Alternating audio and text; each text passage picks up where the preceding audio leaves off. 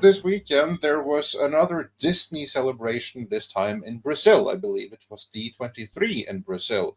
And to that end, they released some more footage. They had like some snippets from upcoming TV series and stuff like that. Plus, they released one full brand new trailer, which has also been released online for Captain America.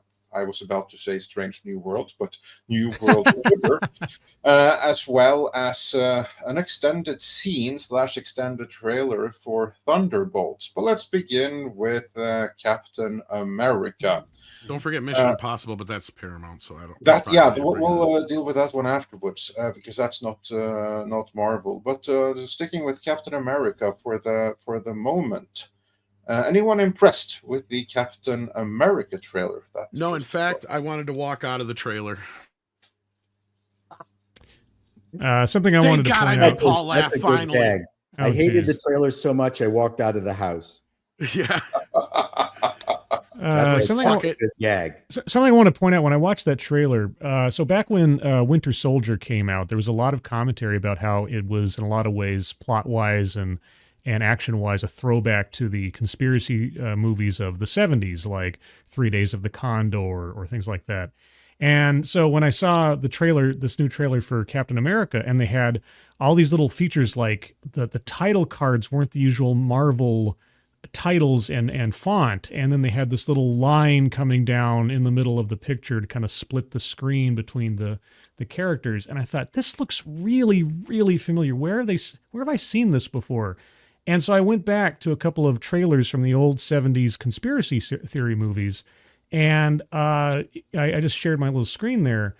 The parallax view, the title cards and everything for the parallax view are the exact same style. You are such an uber nerd. I know. I'm like I'm such a dork. But anyway, I started looking. I was like, are they really trying to tell us that? I mean, in the vein of the previous Captain America standalone movie, that they're going for a kind of, and that's what it looks like, because it starts out with like the parallax view, like 3 Days of the Condor, where the trailer starts out with an attempt on the president's life, and there's some kind of, evil force behind pulling all the strings, and it's like a mystery as to who's doing what.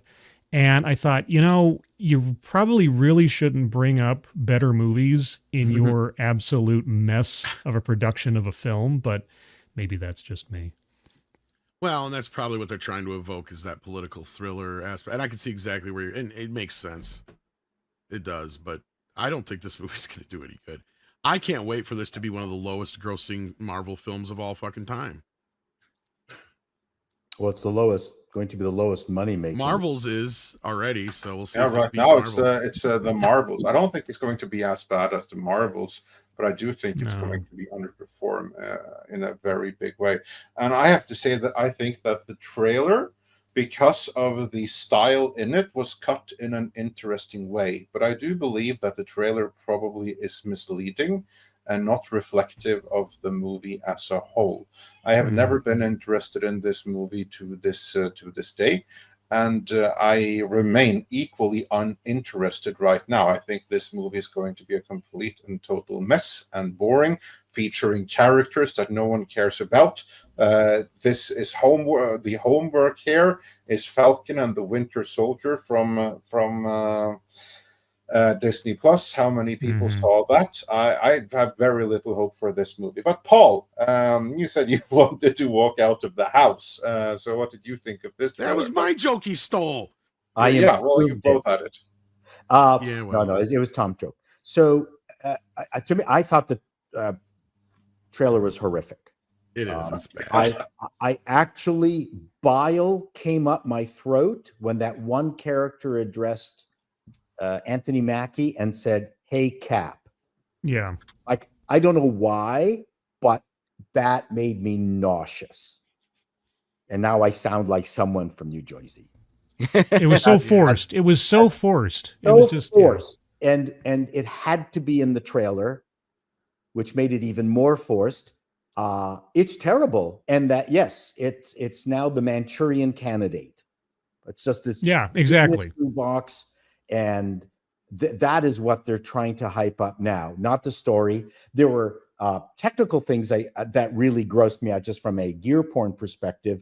is that the Falcon's wings originally were rigid, and then there's shots of it as it's slicing and dicing through things where it suddenly becomes, very much like a bird's wings. No, his wings are these rigid metal things that pop out and pop back in, sort of like from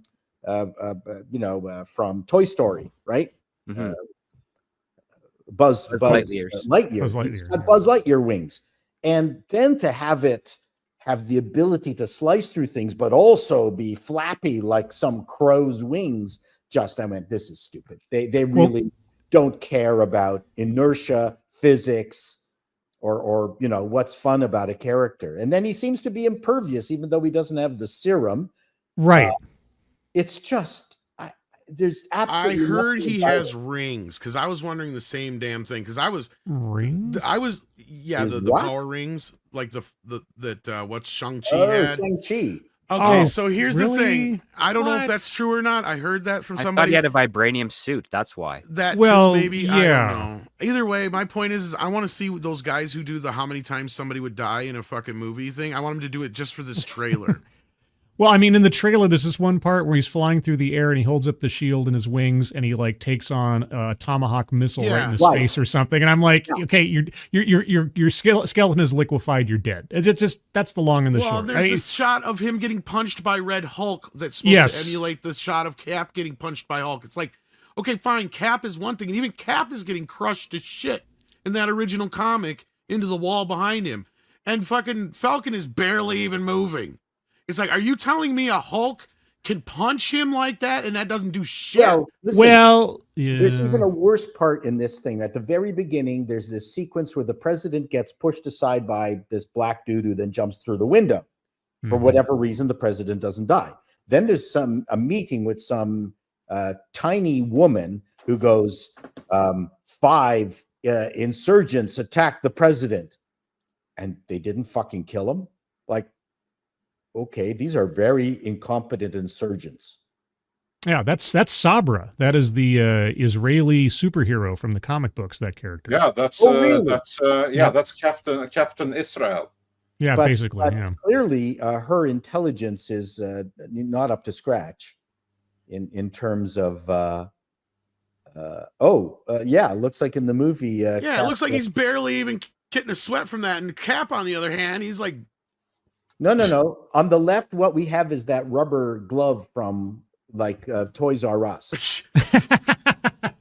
Hulk hands, yeah. Hulk that hands. You smasturbate with? So, someone got the Hulk hands just to save money. Excuse me, smasturbate? What? Anyways, I mean, if those people actually broke in, why didn't they finish off the president? Why didn't they leave him? Why did they leave him alive? It's all part of the plan. It's all part of the plan. We already know that Harrison Ford is a bad guy. I mean, duh. Can you telegraph it any farther away? He's either a bad guy or he's the unwitting slave of the leader or something. Tell me when Thunderbolt Ross has been a good guy in the movies, at least. Well, in the movies, I mean, he's technically not wrong that the Hulk is a menace. Let's be honest, he goes too far, but he's not wrong, especially when the Hulk is like the brainless brute. But Streisand affects that shit. Half the time, he's the reason the Hulk comes out. I know. You know what? I'm upset that his daughter was banging a scientist. Yeah, and exactly. It's all over that shit too, more than it has to do with anything about security. Yeah. And they're bringing her back too. Yeah, Liv Tyler's in this too somewhere. Oh. No Edward Norton, no. You know what? No Edward Norton. We mentioned the Streisand effect so much in these movies. They should actually cast Streisand as a bad guy. She needs to be in one of these. Mecha Barbara. She should have been. She should have been Agatha Harkness. You need what's his face from The Cure to get rid of her, like in South Park. Yeah. that would be good. Yeah. You know what? Streisand playing a bad guy I'd go see that. Wait. Why is it Streisand playing Sabra instead? There you go. Super Jew. Yeah. Super Jew. That's who Sabra is. Oh Lord. No, I don't. Does any? Andre, the trailer is terrible. What does I stretch to say?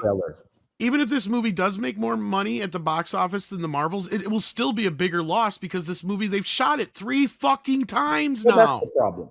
Yeah. What's the total cost on this? We'll find out the total cost on this. Like well, we a year just and a found half out after that The Last fact. Jedi, which is the only Star Wars movie that quote unquote went without a hitch. Okay, Mhm. and that motherfucker cost over $400 million. There's no way this son's a bitch is under $600 million. Yeah, I think so too. way. 600-700 million just making it. Yeah, at least because they were also marketing. shooting this over the strikes, and it may even been long enough back that it was during COVID. For all I fucking know at this point, this movie's been shooting for like years. Yeah. And everything looks like it's still on the volume. You see some of those shots of the outside of the Capitol Mall and things. I'm just like, oh my God, that's so volume. I can't even do it on location or anything. I mean, honestly, I can't think of a movie that has less of a reason to exist than the Marvels, and this is it. Yeah. Well, the only other Thunderbolt one that's has probably less of a less reason is to the next exist. one. Yeah. Sorry, Thunderbolts. I was just going to say, that actually segues into the next one, but I want to make sure everybody got to chime in on this one, because I don't think Andre did yet. Yeah, no, I said it to begin with. I think that the trailer in itself is cut in an interesting way, but the movie itself looks completely uninteresting. And I still stand by what I've been saying the whole time. They should have taken advantage of the lockdowns to scrap the entire thing and never release it. Force majeured it while still in production. Yeah, exactly. Force majority. Never release it, because this thing here, and just to get into that right away, I think that 2025 is going to be a disaster year for Marvel, because they have so many movies and so many series coming, and they're almost all going to be awful. Is what I think. But the thing is, they can't cancel those ones, because just like with Brave New World, they would have to return all the money that they got on their pre-sale deals and their marketing and merchandising deals. And we already saw McDonald's put out their displays. They can't pay. It wasn't a displays. No, they actually released the toys already. Yeah. They went and did the Happy Meals. It wasn't that they just had them displayed. So to me, and this is what I keep telling people, this tells me that Disney or whatever called McDonald's and said, look, we're moving the movie to next year. Can you move the toys out? And they're like, fuck you. No. Because we have other shit going on, we're not moving the toys. That means that Marvel no longer has the power and sway in Hollywood that they used to. That's what that whole incident told me. Because that was McDonald's saying, fuck you, these toys are coming out now. Literally a year before the movie comes out. Yeah. Because for those who don't remember, these toys were in Happy Meals, what was it, April or February of this year? When the movie was originally supposed to come out. Something like that. Yeah, or May. Maybe it was May. But either way, it was still early this year, and they're just like, fuck you, they're coming out now. So, like, yeah. Because whatever, something else is coming out next year around that time that McDonald's probably has a deal with, and they're like, no, we're not moving it. So, yeah. And that means that Disney didn't have the power in this one to push enough buttons to get it done. Because this isn't even, to kind of compare, and when I'm saying this and my script is right, is this isn't even like the Doritos situation with Wonder Woman. Those had to go out because they had an expiration date on them. These little toys don't have an expiration date on them. They're plastic and plush. I think the Hulk was plush. And they will last forever if they're in storage. Exactly. So this was McDonald's saying, fuck you, they're coming out now. Even though they spoil a bunch of your movie that's probably going to change. But anyhow, so fuck Brave New World. I hope it's the worst one yet. Because after watching this trailer, I felt like I wasted 2 minutes of my life. I've never felt like that. Like, I wasn't only half joking, Paul, when I said I wanted to walk out of the trailer. Because I was like, I want to shut this off. No, I don't even want to finish it. Great gag. That's a great gag. I don't even want to finish it. I was like, I don't care. And I'm sorry, but Anthony Mackie can't carry a movie. No. Not this movie. Not this movie. No, not this movie. No. I actually liked him with the Winter Soldier. That was a fun pair up. Oh yeah, he was. I like him too, but he's a supporting star. This clip was taken from Midnight's Edge in the Morning, which streams live every Monday, Wednesday, and Friday at 9 a.m. Pacific Time on the Midnight's Edge main channel. There, you can send in your live questions and comments before clips and full stream replays are uploaded to Midnight's Edge live archives.